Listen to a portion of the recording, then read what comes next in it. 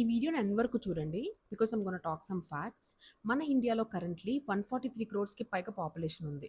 So out of this 143 crores population 100 కోట్ల కంటే ఎక్కువ మంది జనాభా కేవలం 2.5 లక్షలు సంవత్సరానికి సంపాదిస్తున్నారు.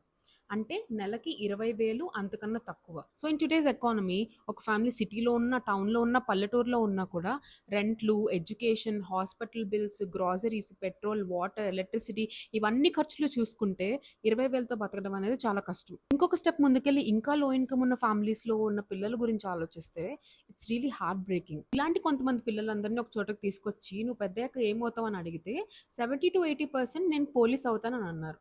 ఎందుకంటే రోజు పోలీసుని చుట్టుపక్కల చూస్తుంటారు కాబట్టి. ఇంకొక ఇద్దరు ముగ్గురు నేను ఆర్మీలో జాయిన్ అవుతానని అన్నారు. ఈ 2 కాకుండా ఇంకేం అవ్వచ్చురా అని వాళ్ళని అడిగితే వాళ్ళు చాలాసేపు ఆలోచించి కన్స్ట్రక్షన్ వర్కర్, డ్రైవర్ ఇలాంటివన్నీ చెప్పడం మొదలుపెట్టారు. ఇక్కడ ఏ ప్రొఫెషన్ తక్కువ అని నేను అనట్లేదు. కానీ ఇది విని నాకు చాలా బాధేసింది. ఎందుకంటే ఇంత చిన్న వయసులోనే ఆ పిల్లలు వాళ్ళ డ్రీమ్స్‌ని కన్ఫైన్ చేసేసుకుంటున్నారు. అసలు ఈ లో ఇన్‌కమ్ ఫ్యామిలీస్‌లో పుట్టిన పిల్లలు మళ్ళీ అలాంటి ప్రొఫెషన్సే చూజ్ చేసుకొని జనరేషన్స్ కొద్దీ అదే సైకిల్‌లో ఉండడానికి ఉన్న కారణాలేంటంటే, ఫస్ట్‌లీ ఈ రోజుకి కూడా ఈ పిల్లలు they are the first generation to come to school. అంటే వాళ్ళ పేరెంట్స్ నుంచి గాని, వారి సర్కిల్‌లో ఎక్కడ కూడా వాళ్ళకి సరైన గైడెన్స్ దొరకకపోవడం. Secondly lack of role models. అంటే ఈ అక్కలా నేను అవ్వాలి, ఈ అన్నయ్యలా నేను అవ్వాలి అని వాళ్ళు చూసుకునేలాంటి రోల్ మోడల్స్ వాళ్ళ సర్కిల్‌లో లేకపోవడం. Third and main importantly poor quality education. ఇవాళ గవర్నమెంట్ స్కూల్స్‌లో రియాలిటీ చూసుకుంటే చాలా వరకు స్కూల్స్‌లో సెకండ్ క్లాస్ నుంచి 10థ్ క్లాస్ వరకు ఇద్దరు టీచర్సే ఉంటారు.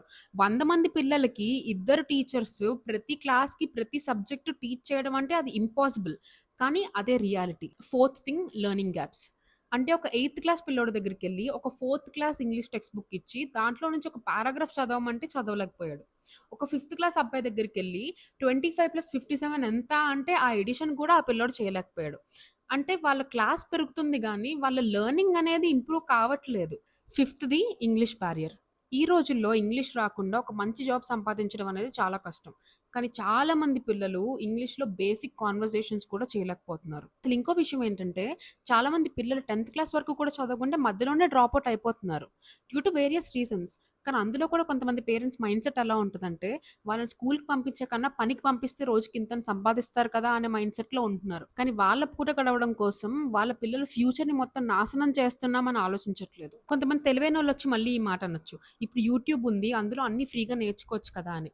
కానీ ఒక 5థ్ క్లాస్ పిల్లోడికి, 6థ్ క్లాస్ పిల్లోడికి యూట్యూబ్ ఓపెన్ చేస్తే సినిమాలు చూడాలనిపిస్తది, పాటలు ఇనాలనిపిస్తదేమో గానీ, చదువుకోవాలి, ఇది నేర్చుకోవాలి అని ఒకళ్ళు చెప్పకపోతే వాళ్ళకి తెలీదు. ఎప్పటి వరకైతే ఈ పిల్లలు ఈ పోవర్టీ సైకిల్‌ని బ్రేక్ చేసుకొని బయటికి రారో, అప్పటి వరకు ఇండియా ఈస్ ట్రూలీ ప్రోగ్రెసింగ్ అని మనం అనలేం. ఎందుకంటే టాప్ 10% ఆఫ్ ఇండియన్స్ ప్రోగ్రెస్ అయిపోతున్నారంటే it doesn't mean that the nation is developing on a whole. నేను మాట్లాడితే ఎడ్యుకేషన్ సిస్టమే మారిపోతుందంటే నేను ఖచ్చితంగా మాట్లాడతాను. కానీ దట్స్ నాట్ ద కేస్. మన పరిధిలో మనం ఏం చేయగలమంటే, ఇలా స్ట్రగుల్ అవుతూ ఉన్న పిల్లలు మనకెవరైనా కనిపిస్తే, వాళ్ళకి మనమే ఒక ఇన్‌స్పిరేషన్ అవుదాం. నువ్వు ఈ కెరీర్ చూజ్ చేసుకోవచ్చు, నువ్వు ఇది చెయ్యొచ్చు అని వాళ్ళని గైడ్ చేద్దాం.